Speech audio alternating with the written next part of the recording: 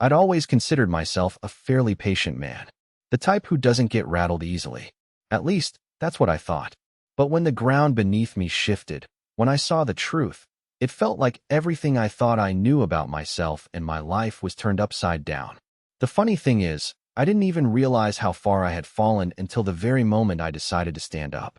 It wasn't some grand dramatic moment, not the way they make it seem in movies.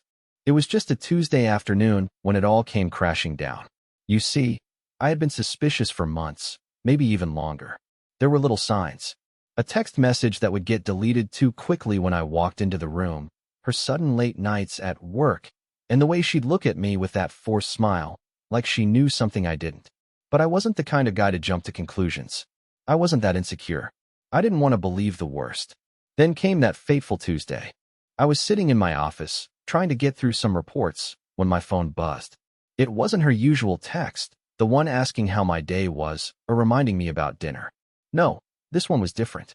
It was a simple notification from her phone. Hey, babe, I'll be out late tonight. Don't wait up. The kind of text I had seen countless times before. But there was something in the way it felt like a final, distant goodbye. That little sentence lingered in my mind long after I had put the phone back down. But it wasn't the text that did it. It was the email. The email from her work account, showing a receipt for a hotel booking in the city. For two. I didn't feel anger or sadness at first. No, I felt nothing. A strange, empty kind of calm washed over me. I knew what I had to do, but I didn't act right away. I had to wait. She had no idea that I knew. She thought she was in control, thought I would just sit back and take whatever she gave me. I let her leave that evening like she always did, smiling at me as if nothing had changed, as if I hadn't already seen everything. I sat there, in the quiet of the house, listening to the soft hum of the refrigerator and the ticking of the clock. My mind was racing. What did she think she was doing? Did she think I was blind? Or worse, did she think I was too weak to care? I didn't feel the need to check on her or follow her. That would have been too easy. No, this time, I was going to do things differently. I had always been the patient one, the silent one, but I realized I had been letting her take me for granted. The time for silence was over. By the time she came home that night, her steps light, the air thick with the smell of perfume that didn't belong to me, I was ready. I had planned it out. I wasn't going to scream. I wasn't going to break down in front of her. I wasn't going to give her the satisfaction. She had no idea what was coming. She stepped inside, and I looked up from the couch. No greetings, no pleasantries. Just a look. I could see the guilt in her eyes, the way she paused when she saw me sitting there. "Hi," she said, her voice faltering just a little too much to sound convincing. I didn't say anything right away. Instead, I looked at her for a long moment. I could feel the weight of the silence between us, thick and heavy, like it was pressing against my chest. Then I spoke. "You're late," I said, my voice cool and steady. She froze for a moment, as if she was deciding whether or not to lie. Her eyes flickered briefly toward the hallway, like she might turn and run, but she didn't. She stood there, waiting for me to say something else. "I'm sorry, work ran late," she stammered. "I didn't mean to keep you." "No." I cut her off, my voice not even raising in volume. "You didn't mean to keep me, but you did. And it's not just work that's keeping you away." Her eyes widened slightly, but she didn't speak. I could tell she was trying to figure out if she could still lie her way out of this. But there was no more room for lies. "I saw the hotel booking, Fiona. For 2 people. So don't lie to me." She froze. Her mouth parted as if she were about to speak, but no words came out. It was like she was suddenly paralyzed, caught between the weight of her own guilt and the realization that I knew. The silence in the room was almost suffocating now. The air was thick with tension. She started to speak again, but her voice cracked when she said, "Ben, I can explain." I didn't let her finish. There was no need. I had already heard enough. I stood up slowly, deliberately, walking toward her, feeling the cold, steady calm wash over me even more. I could see her eyes darting to the door, probably calculating whether or not she could escape this moment. I stopped just a few feet away from her. I looked her in the eyes, and for the first time in a long while, I felt something like power. It wasn't the power of rage or control. It was the power of knowing the truth. Without raising my voice, without anger, I told her, "He can have you." She flinched, as if I had slapped her. Her face went pale, and her hands trembled slightly as she reached for the doorknob behind her. She had expected me to yell, to break down, to beg her to stay, but I didn't do any of that. I just stood there, letting the words sink in. For a long time, she didn't move. She just stood frozen, her eyes wide, as if the ground had disappeared beneath her feet. The realization hit her all at once. She thought she had fooled me, but now she knew. I wasn't the man she thought I was. And at that moment, I realized something too. I wasn't the man I thought I was either. The silence between us grew, thick and suffocating. Fiona was standing there, her back pressed against the door, eyes wide with shock. She had no idea what to say, no words that could fix this moment.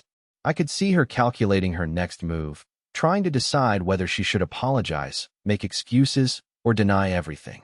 But I wasn't giving her any space to do any of that. I didn't feel anger, not yet. All I felt was this strange sense of calm. It was like I had been waiting for this moment my entire life, and now that it was here, I wasn't going to waste it. She thought I was blind, that I couldn't see the cracks forming in our relationship. She thought I was naive, but she was wrong. I didn't yell. I didn't demand answers. I just stood there, watching her, my eyes steady. I could tell she was starting to lose control, but I wasn't going to make it easy for her. Finally, after what felt like an eternity, she spoke, her voice shaky. "Ben, please. I never meant for this to happen." Her words didn't feel like an apology. They felt like a last-ditch attempt to buy time, to manipulate the situation in her favor. I wasn't interested in her excuses. I wasn't interested in hearing how it all just happened. I knew better. "You didn't mean for this to happen?" I repeated slowly, my voice calm but laced with a sharp edge. "Really? Because from where I'm standing, it looks like you knew exactly what you were doing." Her face flushed, and she quickly averted her gaze. It was clear that the guilt had started to sink in, but she was trying to hold on to some kind of control, some semblance of dignity. But it was over. The lies, the cheating, the secrets, everything was laid bare between us now. There was no turning back. "I can't believe this," she whispered, her voice barely audible. "How did you know?" I took a deep breath, steadying myself. "It doesn't matter how I knew. What matters is that you've been lying to me for who knows how long." Fiona didn't respond. She just stood there, as if waiting for me to fall apart. Maybe she thought I would beg her to stay, plead for her forgiveness. But that wasn't who I was anymore. The woman I married, the woman I thought I knew, was gone. She had been replaced by someone else. Someone who could lie to my face and betray me without a second thought. And in that moment, I realized something important. I didn't need her. "You should leave," I said quietly, my voice carrying a finality that made her flinch. She looked at me, her eyes filled with confusion, guilt, and something else, fear. For the first time in a long while, she was afraid of me. Not because I was angry, but because I was no longer the man she thought I would be. I didn't move as she stumbled toward the door, her hand trembling as she reached for the doorknob. I didn't stop her. I wasn't going to beg her to stay. I wasn't going to plead for her love. It was over. As she left, I stood there for a moment, staring at the door. The weight of everything I had just discovered settled heavily on my chest. But there was a strange relief in that too. It was like a burden had been lifted. The lies, the deception, it was all in the past now. And as much as it hurt, I knew I was better off without her. The door clicked shut behind her, and for a moment, the house felt too quiet. I could still hear the faint echo of her footsteps retreating down the hallway. The silence that followed was thick, almost suffocating, and yet, oddly comforting. I didn't feel the anger I thought I would. There was no fury bubbling inside of me, no desire to confront her again. It was as if everything I had been holding inside for so long, every doubt, every suspicion, had been released all at once, and I was left with nothing but clarity. I glanced around the room, taking in the familiar sight of the living room, the place where we'd shared so many nights together. The couch, the coffee table, the little trinkets she'd placed around the house. It all felt hollow now, empty. I should have felt devastated. I should have been tearing myself apart inside. But I wasn't. I felt free. I walked to the kitchen, my footsteps slow, deliberate. I didn't know where to go from here. I didn't know what came next. All I knew was that the life I thought I had with Fiona had been nothing but an illusion. A carefully constructed lie, one I had been living in for far too long.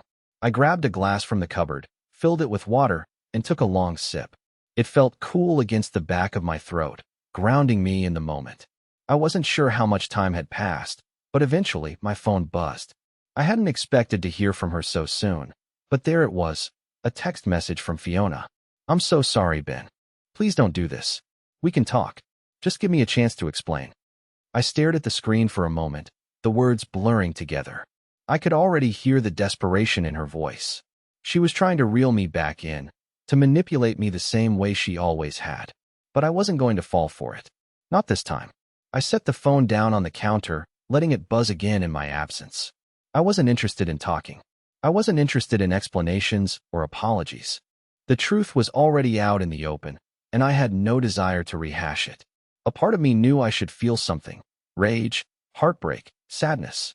But I didn't. What I felt, oddly enough, was relief. It was like stepping out from under a cloud that had been hanging over me for years. The sound of the doorbell startled me, and for a moment, I thought it might be Fiona, coming back to beg for forgiveness. But when I opened the door, it wasn't her. Standing in front of me was a man I didn't recognize. He was tall, with short-cropped hair and a weary look in his eyes. He was holding a small envelope in his hand, and when he saw me, his expression shifted from neutral to something like recognition. "Are you Ben?" he asked, his voice hesitant. I nodded, confused. "Yeah, who are you?" He paused for a moment, as if deciding whether to speak, then handed me the envelope. "I think you need to see this." I took the envelope from him, my hands slightly trembling. I opened it, my eyes scanning the contents quickly. It was a letter, a simple one, but its message was clear. "Ben, I know what's been happening with Fiona. I've been keeping tabs on her for a while now. You deserve to know the truth. She's not who you think she is. She's been lying to you, using you. I couldn't watch you go through this any longer. I'm sorry." I felt a chill run down my spine as I read the words. Who was this man? And why was he telling me all this now? Before I could ask him anything else, the man turned and walked away, leaving me standing in the doorway, the letter still clutched in my hand. I closed the door, my mind racing. I had known something was off, but this was confirmation. There had been someone else watching her, someone else who knew the truth. I sat down on the couch, trying to process everything that had just happened. Fiona wasn't just cheating on me. She had been living a completely different life behind my back. A life I had no idea about. I thought I was done, that I had already faced the worst of it. But this was a new level of betrayal. And now, I knew exactly how deep the lies ran. The letter burned in my hands. I couldn't stop reading the same words over and over again, trying to make sense of them, trying to piece together a reality I had been blind to for so long. Fiona had been living a double life, and now it felt like the walls were closing in on me. The strange man who handed me the letter, who was he? What did he know? More importantly, how long had he been watching us? I stood up, pacing the living room. My mind was a whirlwind of questions, all jumbled together. I had always trusted Fiona. I had believed in her, in us. And now, here I was, holding a letter from a complete stranger, someone who had apparently been watching her behind my back. The silence in the house felt oppressive. I couldn't sit still anymore. I grabbed my jacket, my hands shaking as I buttoned it up. I needed answers, and I wasn't going to wait around any longer for Fiona to come back and try to explain herself. I wasn't going to give her that chance. I walked out the door and down the street, the cool night air biting at my skin. My steps were quick, urgent. I didn't know where I was going, but I had to do something. Anything. I felt like I was losing control, like the life I thought I knew was slipping through my fingers. As I rounded the corner, I noticed a familiar car parked in the driveway of the house across the street. Fiona's car. I stopped in my tracks. She hadn't mentioned anything about being at her friend's house tonight. She hadn't mentioned anything about anyone tonight. A strange impulse took over me. I walked toward the house, my heart pounding in my chest. The lights inside were dim, but I could see movement through the windows. She was inside, and I had to know what she was doing. I didn't knock. I didn't even hesitate. I pushed the door open and walked inside. The first thing I noticed was the muffled sound of laughter coming from the living room. The second thing was the smell, something faintly familiar, but off. Perfume. Not hers. I took a deep breath, swallowing the rising panic in my throat. I moved quietly down the hallway, trying to stay out of sight. As I rounded the corner into the living room, I froze. There they were. Fiona, sitting on the couch, her legs draped over a man I didn't recognize. They were laughing, talking about something in hushed tones, as if nothing was wrong. The moment I saw them, a cold wave of realization hit me. This wasn't just some one-time fling. This was something more. I stood there, hidden in the shadows, my pulse racing. I didn't know what to do. What was I supposed to say? What could I say? And then Fiona laughed. It was that laugh. The one she used when she was comfortable, when she felt safe, when she thought everything was fine. But everything wasn't fine. Not anymore. I wanted to shout, to storm into the room and confront her right then and there. But instead, I took another step back, my eyes never leaving the scene before me. I had been living a lie, and now, I was watching it unfold in front of me. I stood there in the shadows, feeling like an intruder in my own life. I couldn't tear my eyes away from the scene unfolding in front of me. Fiona, the woman I had loved, the woman I thought I knew, was laughing and leaning against a man I didn't recognize. They were so comfortable, so at ease, as if this was a regular occurrence. Her fingers lightly brushed his arm, her head tilted back as she laughed at something he said. My stomach churned. I felt like I was suffocating, trapped between the past and this painful new reality. The man on the couch wasn't just some friend of hers. The way they interacted, too casual, too intimate, told me everything I needed to know. I didn't need to see more. I had already seen enough. I stood there frozen, paralyzed by a mixture of disbelief and something else, something darker. But instead of walking in, confronting her, or even turning around and leaving, I did nothing. I just watched. I wanted to see how far this would go. I wanted to see how much of this she thought she could hide. The seconds dragged into minutes as they continued their quiet conversation. I could hear them now more clearly. He was talking about a trip they'd taken a few weeks ago. A business trip she'd told me about, but I hadn't known he'd been with her. They spoke about it like it was a shared secret, something only they understood. My heart sank. They weren't just partners in business. They were something more. There was no mistaking it now. I took a deep breath, the air thick with the weight of what I had just discovered. My hand was trembling as I reached for the doorframe to steady myself. But before I could move, I heard her voice, and it sent a jolt through me. You know, you're different from him, Fiona said, the words carrying an edge I hadn't heard before. The man chuckled softly. You say that like it's a bad thing. I don't know, she replied, her tone lighter but tinged with something else. Doubt? Guilt? Maybe it's not. But sometimes, I feel like I'm just living in a different world when I'm with him. And I can't do it anymore. I felt the ground beneath me shift again, like the floor had been ripped out from under me. They weren't talking about some fling. They were talking about me, about the life I thought we had. I get it, the man said, his voice warm. You don't have to explain. We both know what's real. And then, the words hit me like a slap in the face. Fiona, my wife, the woman I had trusted with everything, had been torn between two worlds. And in the one where I existed, I was nothing but a placeholder. I had to get out. I couldn't watch this anymore. The anger, the hurt, the overwhelming sense of betrayal. Everything was flooding over me in that instant. But before I could turn and leave, Fiona's voice broke through again, this time softer, almost vulnerable. I'm sorry, Ben. I don't know how to fix this. The words were quiet, almost like an afterthought. But hearing them, finally, from her lips, it felt like I had been slapped. I'm sorry, Ben, she had said, like it was something you could just say and make everything right. But I knew better. Apologies didn't fix things like this. Not when the damage was already done. I stepped back into the shadows, out of sight, as my mind raced. It wasn't just the affair. It wasn't just her betrayal. It was the realization that I had never really known her at all. That the person I thought I loved, the person I thought I had built a life with, was someone entirely different. I turned and walked away, my footsteps quiet in the dark.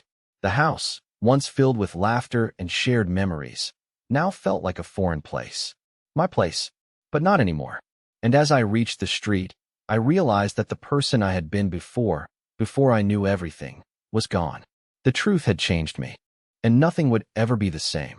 I hadn't planned on coming back that night. I thought I'd just keep walking, keep running from the truth, from her, from everything. But somehow, my legs carried me back to the front door, back to the house where all my secrets and lies had been living. The house that had once been our sanctuary now felt like a prison. I hesitated for a moment, standing on the porch, but I knew there was no turning back. As I pushed the door open, I heard the faint sound of Fiona's voice. She was still inside, likely unaware that I had seen everything. The betrayal, the laughter, the whispered secrets, it was all still fresh in my mind. But as I walked into the living room, she was sitting on the couch, her face unreadable. She looked up at me, and for a moment, there was nothing but silence between us. She hadn't expected me to return. She probably thought she had some time, some space to figure out her next move. But I wasn't going to give her that luxury. Not anymore. Ben, her voice was shaky, almost pleading. You don't understand. I didn't let her finish. I understand perfectly well, Fiona, I said, my tone cold, steady. I watched you. I saw everything. I know exactly what's been going on. Her face went pale, and for the first time, I saw something in her eyes that I hadn't seen in so long, fear. Fear of being caught, of losing control, of losing everything she had built with me. The fear was almost palpable in the room. Ben, please, she said again, her voice cracking. I didn't want you to find out like this. It wasn't supposed to happen this way. Save it. I snapped, my anger finally bubbling to the surface. I've heard enough of your excuses. The truth is right in front of me. You've been lying to me, Fiona, this whole time, and I've been too blind to see it. She looked away, guilt flooding her expression. I never wanted to hurt you. I thought it was just a phase. But things got complicated. Complicated, I repeated, incredulity creeping into my voice. You think cheating on me was complicated? You think betraying everything we built together was just some phase? I took a step closer, my fists clenched at my sides. I gave you everything, Fiona. I trusted you. And this is what you've been doing behind my back. All those late nights, those excuses, it wasn't work, was it? It was him. Nathan, wasn't it? Her eyes flickered with guilt again, but she didn't deny it. Instead, she just stared at me, speechless. You're right about one thing, I said, my voice a low growl. It wasn't supposed to happen this way. But it did. And now you have to face the consequences. There was a long pause. The silence between us felt suffocating. Fiona opened her mouth to speak, but the words didn't come. She just sat there, her eyes filled with tears, like she was waiting for some kind of salvation, some kind of way out. But I wasn't offering that to her. Not anymore. I don't know who you are anymore, I muttered, turning away from her. I don't know who I am anymore, because the person I thought I loved is gone. Her voice trembled as she stood up, taking a few steps toward me. Ben, please. I never meant for it to be like this. I don't know how to fix this. I spun around, my anger flaring once again. Fix it? How do you fix something like this? You don't. There's no going back, Fiona. I don't even recognize you anymore. You're not the woman I married. She opened her mouth to argue, but I wasn't interested in hearing it. My mind was made up. The silence returned, and with it came the weight of finality. This was it. I had already decided. I think it's time for you to leave, I said quietly, my voice carrying a cold finality. You've made your choices. Now, you need to live with them. Her face crumpled in pain, and I could see the tears welling up in her eyes. She opened her mouth again, but this time, nothing came out. She just stood there, staring at me, as if she couldn't understand what was happening. I couldn't be the man who begged her to stay. I couldn't be the man who waited for her to choose me. I had to let go. It was the only way I could move on. I'm sorry, Ben. I never meant to hurt you this way, she whispered, and her voice was barely audible. I didn't respond. There was nothing left to say. She had made her choice, and now, so had I. As she gathered her things and walked out the door, I realized I wasn't sad. I wasn't heartbroken. I was relieved. For the first time in months, I felt free. She thought she had fooled me, but the truth had a way of revealing itself, even when you weren't looking for it. The door closed behind her with a soft thud, and I was left standing in the middle of the living room, the silence ringing in my ears. I had just watched the woman I thought I knew walk out of my life.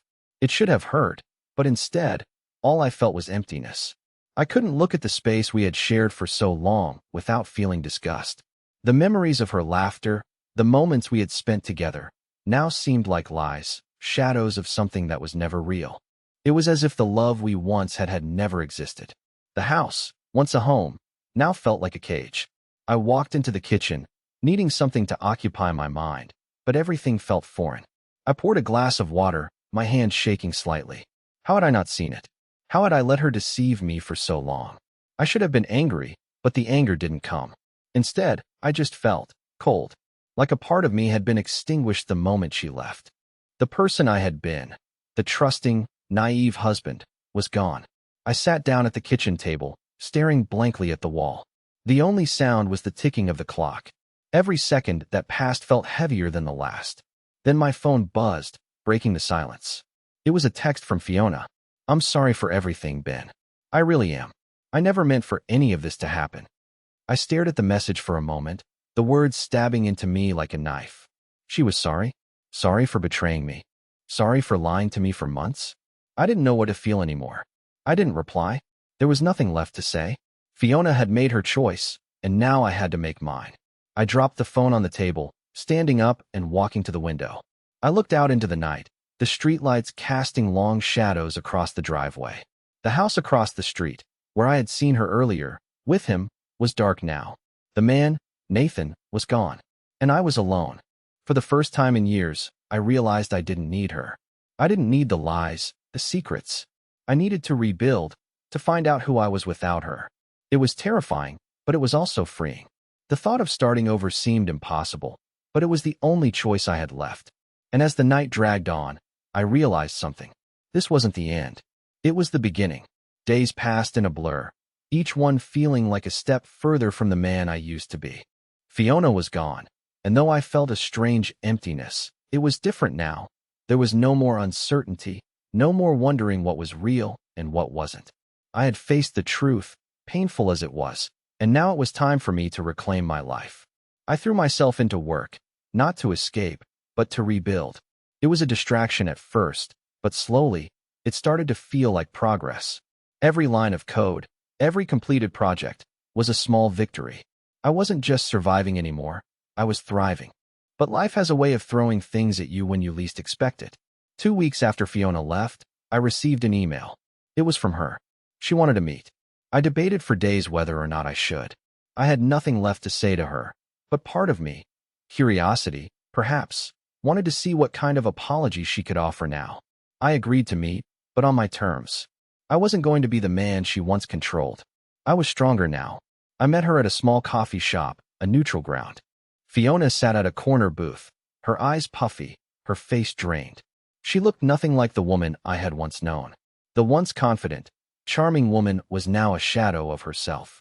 "Ben," she began, her voice trembling. "I'm sorry. I've messed everything up. I never meant to hurt you." I didn't interrupt her. I just let her speak, watching as she tried to piece together some version of an apology. But none of it mattered. None of it could undo what she had done. "I don't want your apologies," I said calmly, my voice steady. "What's done is done. You made your choices, and I'm moving on." Her eyes widened, as if she expected me to beg for her back. But I wasn't the same man anymore. "You were never honest with me, Fiona," I continued. "And I don't think you ever really loved me. You were just using me to fill a void in your life. Well, I'm done being your safety net."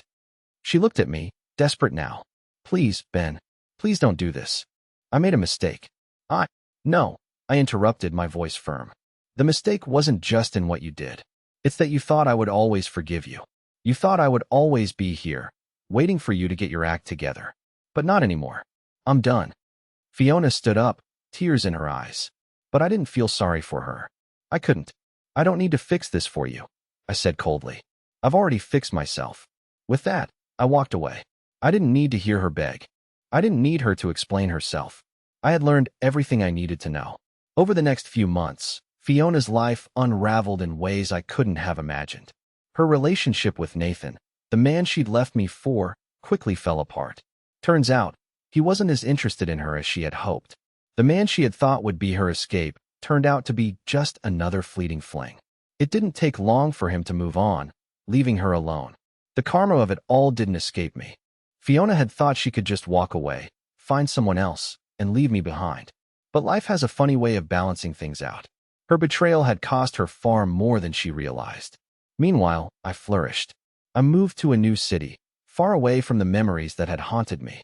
I met new people, made new friends, and slowly but surely, I started to open up again. The weight that had been on my shoulders for so long began to lift. And with each passing day, I felt stronger. I wasn't broken. I was reborn. I looked back at that chapter of my life, not with bitterness, but with a quiet sense of pride.